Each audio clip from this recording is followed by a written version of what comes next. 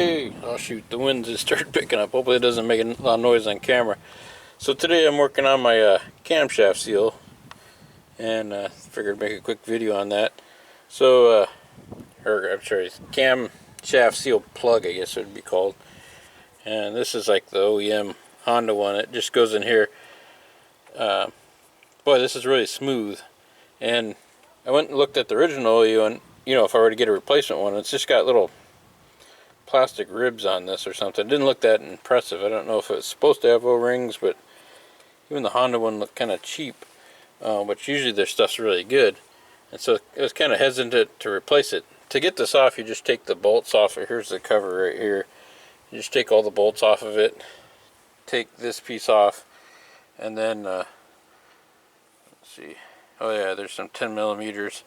Looks kind of like this setup, but on this side you just take the 10 millimeter bolts off, and it comes off.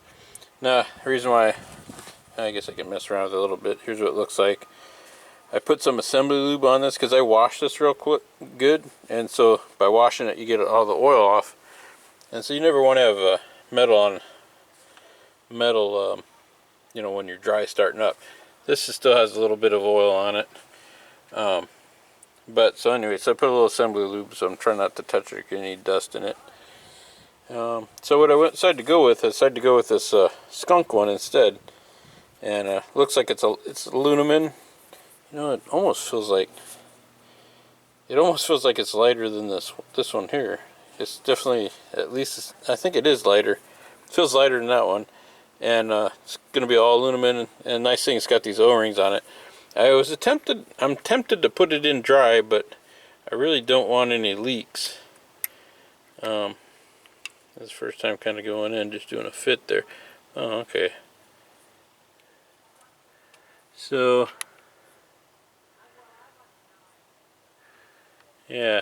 But I'm probably going to put some Permatex Ultra Gray, just a really thin layer on here and on here, and just reassemble the whole thing. So let me do that now. I don't want to get Permatex all over the camera and stuff. I'll be right back.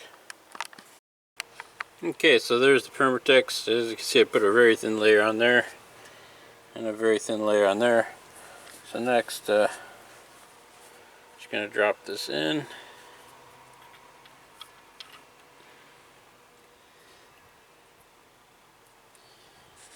I'll put this, it's got some dowels.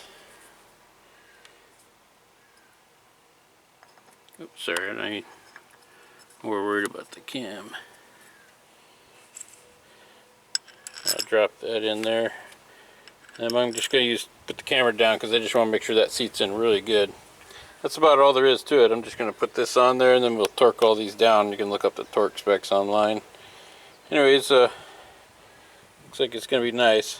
Hold on. Alright, I was able just to kind of push down really hard in there.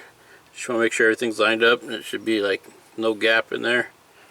It's all seated. It looks like it's in there really nice. Hopefully that definitely should stop any leaks that were coming out of there. So everybody gets the VTEC solenoid gaskets, and a lot of time that is where the oil leaks come from. It'll pull up right here and look like a head gasket leak or something. But in my case, I think it was this guy here, just because this is really smooth.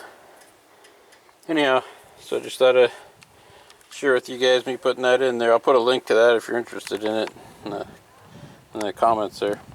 Anyways, thanks for watching.